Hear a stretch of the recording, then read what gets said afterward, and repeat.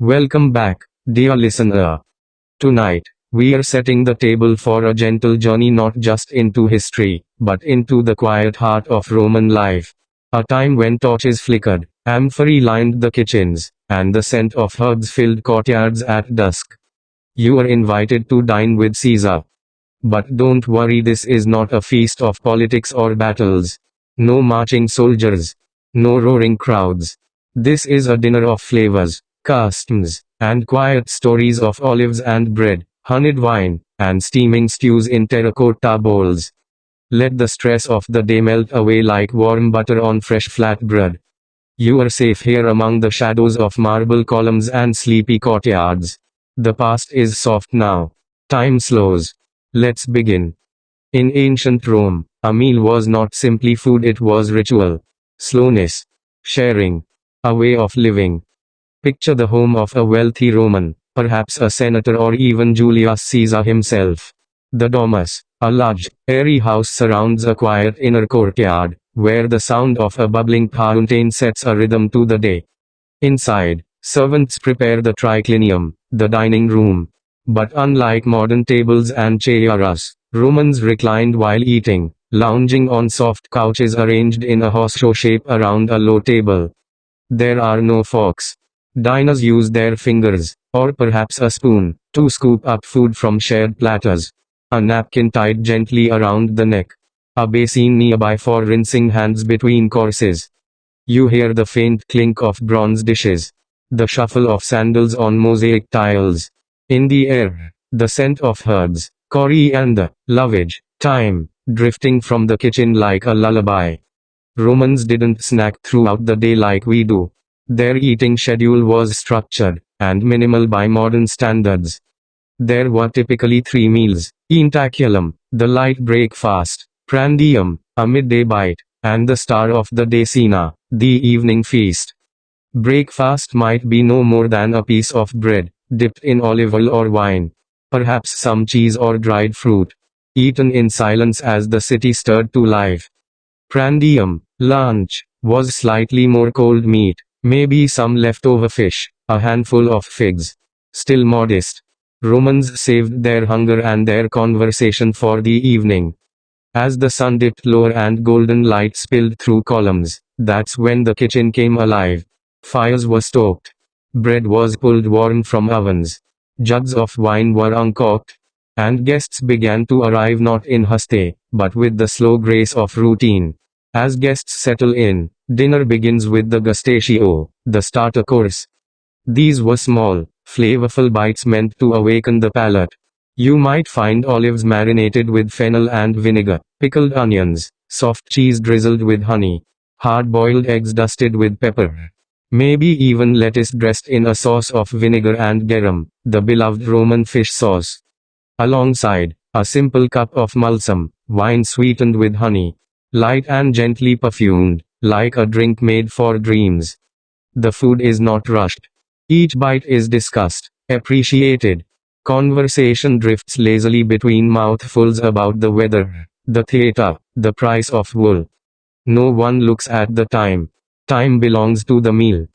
Then comes the heart of the meal, the prima mensa, or main course. Dishes appear one after another laid gently on the table like offerings. There's a stew of lentils and pork, simmered slowly with herbs. There's roast duck glazed with a sweet date sauce. There might be dormice, yes, tiny stuffed mice, roasted with nuts and herbs. A delicacy in Rome, strange to us, but savored in hushed delight then.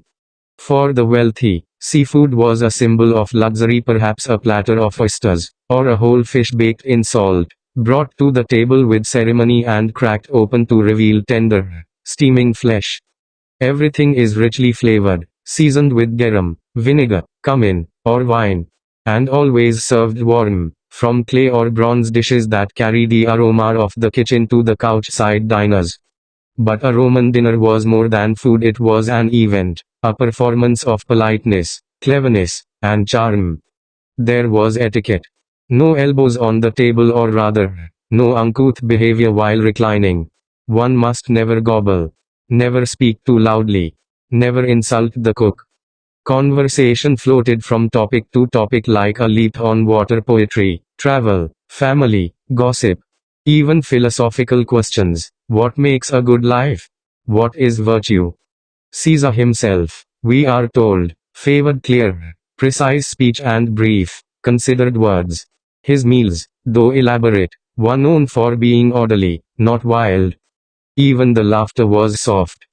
As bellies fill and the evening grows quiet, dessert arrives secunda mensa. This might include fresh fruit: figs, grapes, dates, or nuts dusted with salt. Maybe cakes made with spelt flour and soaked in honey, scented with cinnamon. There were no sugary confections like today, no chocolate, no vanilla. But what they had was rich and satisfying. Simple, earthy, sweet. A final cup of wine. Laughter gentler now. Reclining cushions feel softer. The air smells of candle smoke and fruit skins. Someone recites a line of Virgil. Another yawns. The evening settles like a lullaby. At last, the final course concludes. The lamps burn low. Servants move quietly, clearing plates. A fountain murmurs in the courtyard. Guests rise, slowly, wrap themselves in cloaks, and exchange farewells. Caesar thanks each guest with a quiet nod.